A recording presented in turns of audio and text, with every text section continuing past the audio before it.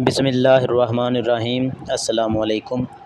क्या हाल है वीवर्स, उम्मीद करता हूँ आप सब खैरियत से होंगे। जॉब्स एंड टेक इन्फो पर एक नई वीडियो के साथ आपको खुशामदीद कहते हैं। वीवर्स, आज की वीडियो में आप लोगों के साथ बहुत बड़ी न्यूज़ शेयर करने जा रहा हूँ। ख़ासकर ये वीडियो उन लोगों के लिए अहम होने वाली है जिन्होंने LHV के एडमिशन में के लिए अप्लाई किया हुआ था। तो वीवर्स, LHV के एडमिशन की जो सेकंड मेरिट लिस्ट थी उसको अपलोड कर दिया गया है। क्या मेरिट रहा है, क्लोजिंग मेरिट क्या था, किस ज़िले का मेरिट कम है। काफ़ी ज़िला ऐसे हैं जिनका मेरिट पहले की निस्बत काफ़ी नीचे आया है और कुछ ज़िला ऐसे हैं जिनमें कोई ऐसा ख़ास फ़र्क देखने को नहीं मिला।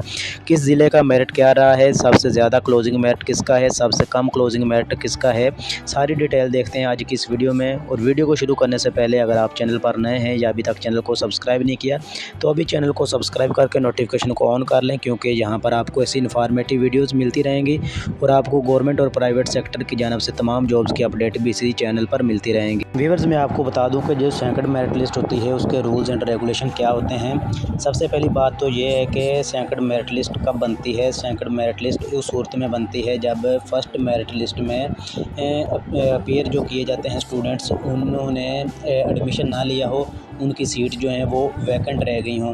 मिसाल के तौर पर पहली मेरिट लिस्ट में अगर ये मैं मिसाल के तौर पर कह रहा हूँ, ये ज़रूरी नहीं है कि इतनी सीट्स हों, कि अगर 500 सीट्स थी तो जिन 500 बच्चों का उनमें नाम आया था उनमें से 400 बच्चों ने एडमिशन ले लिया है। अब 100 सीटें जो है वो वैकेंट रह गई हैं।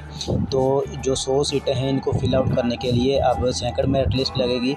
और बिलफर्ज अगर इस सेकंड मेरिट में भी 100 के 100 बच्चे जो हैं वो इनरोल नहीं होते, कोई 70 या 60 बच्चे एडमिशन लेते हैं, तो देन थर्ड मेरिट लिस्ट लगेगी। और ये मेरिट लिस्टें जो हैं वो तब तक लगती रहेंगी जब तक आपकी एक भी जो सीट है वो वैकेंट ना रहे। तमाम डिस्ट्रिक्ट की मेरिट लिस्टों का क्लोजिंग मेरिट डिस्कस करने से पहले काफ़ी सारे स्टूडेंट का जो सवाल था उसको आंसर कर देता हूँ। सवाल ये था कि हमारा जो मेरिट है वो मेरिट लिस्टों में अपीयर होने वाले स्टूडेंट से ज़्यादा है, तो हमारा इन कॉलेजेस के लिए एडमिशन क्यों नहीं हुआ, जबकि ऐसे स्टूडेंट जिनका है मेरिट हमसे कम बन रहा है उनका एडमिशन हो गया है, उनकी शॉर्ट लिस्टिंग हो चुकी है, वो मेरिट लिस्टों में अपीयर हो गए हैं। तो ये क्या इशू है। तो ये जिस तरह मिसाल के तौर पर मैं आपको अटक की मिसाल देता हूँ, उसका जो फर्स्ट मेरिट लिस्ट में क्लोजिंग मेरिट रहा है वो 61.75 है। तो अगर आपका मेरिट 70 या 70 से अबव है तो आपका अटक में क्यों एडमिशन नहीं हुआ। तो इसका जवाब ये है कि जो एडमिशन आपके हुए हैं ये कोटा जो है वो डिस्ट्रिक्ट वाइज डिस्ट्रीब्यूट किया गया था। तो ऐसे कैंडिडेट जिनका मेरिट आपसे कम भी मार रहा था लेकिन वो अटक ज़िला से ताल्लुक़ रखते थे तो उनका एडमिशन हो गया है। आपका इसलिए नहीं हुआ क्योंकि आप अटक से ताल्लुक़ नहीं रखते, आप किसी और डिस्ट्रिक्ट से ताल्लुक़ रखते हैं। और अगर आपका ताल्लुक़ अटक से करीब वाले किसी डिस्ट्रिक्ट में होता तो मे भी चांसेस थे कि आपका उसमें एडमिशन। अगर आप मेरिट लिस्ट देखेंगे तो उसमें आपको जो सियालकोट सिटी है उसका क्लोजिंग मेरिट इस बार फर्स्ट मेरिट लिस्ट की निस्बत हाई देखने को मिलेगा। इसकी रीज़न क्या है, फर्स्ट मेरिट लिस्ट में उसका जो मेरिट था वो तकरीबन 66% था, जबकि सेकंड मेरिट लिस्ट में उसका क्लोजिंग मेरिट जो है वो 80.33 है, 80.33 है। तो इसका क्या मतलब है, जो सेकंड मेरिट लिस्ट है उसका मेरिट उससे क्यों ज़्यादा हो गया है। अगेन ये वही रीज़न है कि उसका जो फर्स्ट मेरिट लिस्ट था उसमें उसने अपने डिस्ट्रिक्ट वाले तमाम जो कैंडिडेट थे उनको इनरोल कर लिया है, उनको एडमिशन दे दिया है, उनकी शॉर्ट लिस्टिंग कर चुका है वो।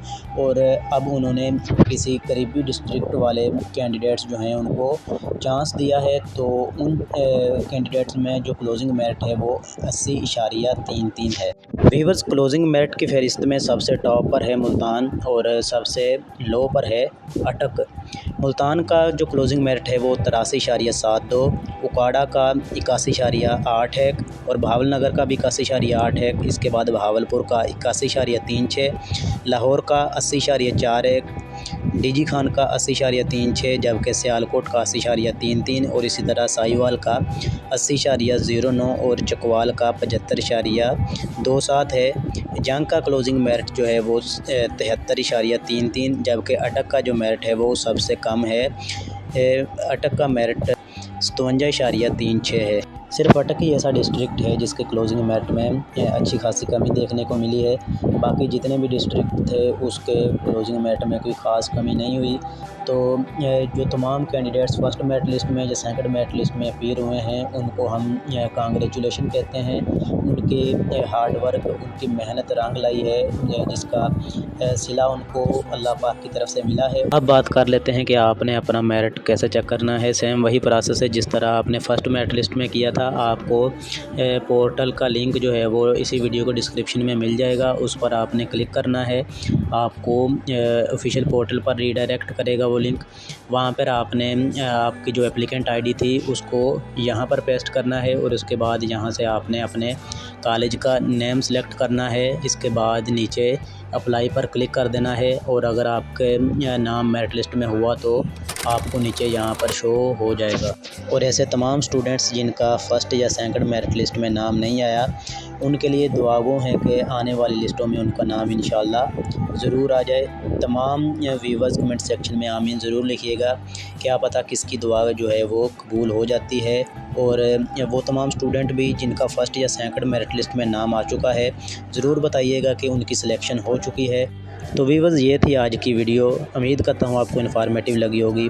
वीडियो अच्छी लगी है तो चैनल को सब्सक्राइब करें। दुआओं में याद रखिएगा। मिलते हैं बहुत जल्द एक